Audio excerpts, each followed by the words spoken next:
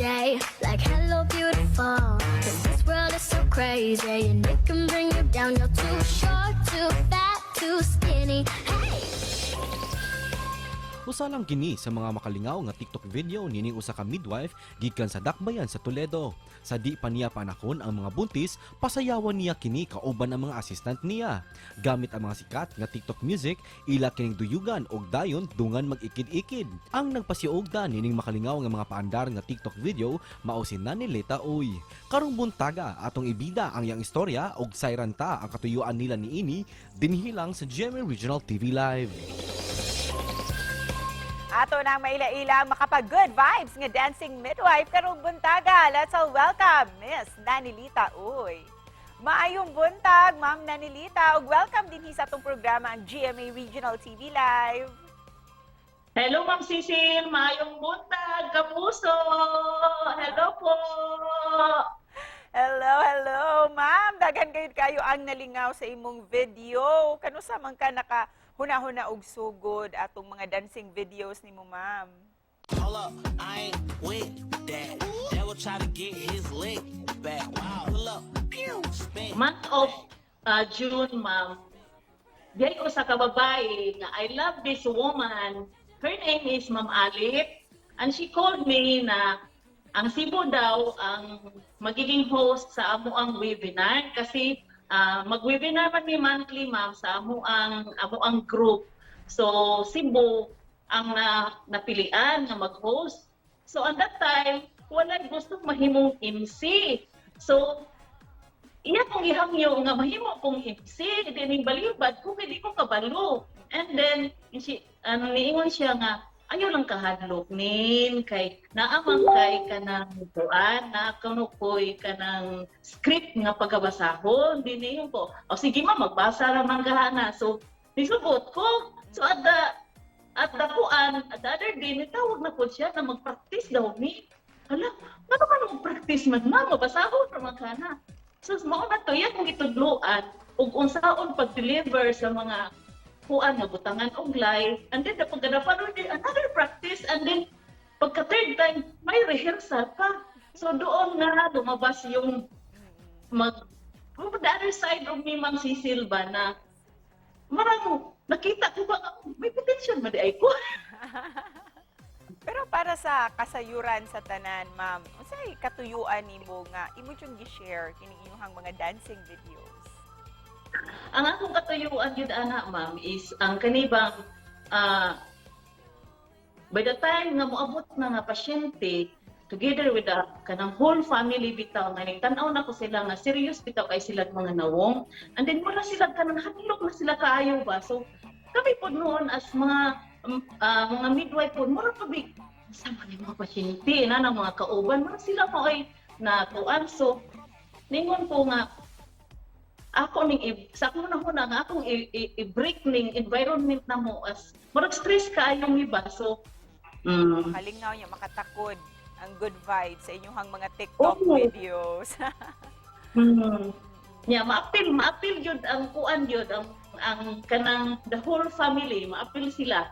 De kuan pud siya nahimo gyud akong friend, ang kanang kuan, ang kanang pasyente, ang husband yun. Unsa usab ang reaksyon sa mga nakay, Ma'am, kung pasayawon nimo? Usahay maingon gina sila, Ma'am, ay nga di man ko kabalo mo sayo mo nini. Di man ko tasayaw ko day. Kapag naman agod. Yung di lagi ko kabalo, Ma'am. Dugay kay ka mga anak. Maingon hadlokon mo din.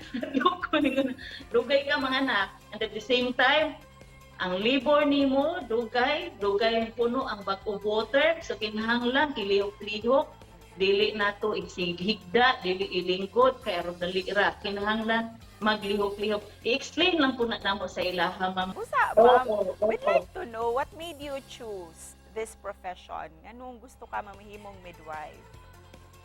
At first, dili jud ako gusto, ko kay bawo kung sanay midwife, Ma'am.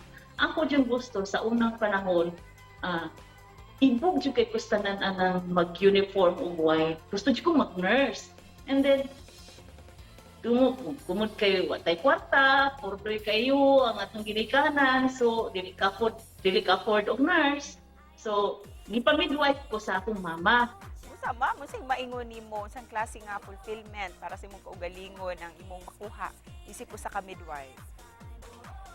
Fulfillment, makaingon siguro kung ma-fulfill ko after nga makita na ko ang mama and ang papa, happy kayo na sila.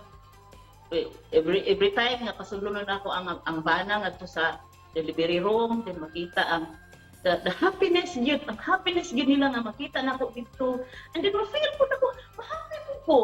Ya ma'am, nahimo man yung very colorful and very successful kining imuhang propesyon isip usa ka midwife. Pero usa pod ang mga hagit nga giatubang nimo isip usa ka midwife.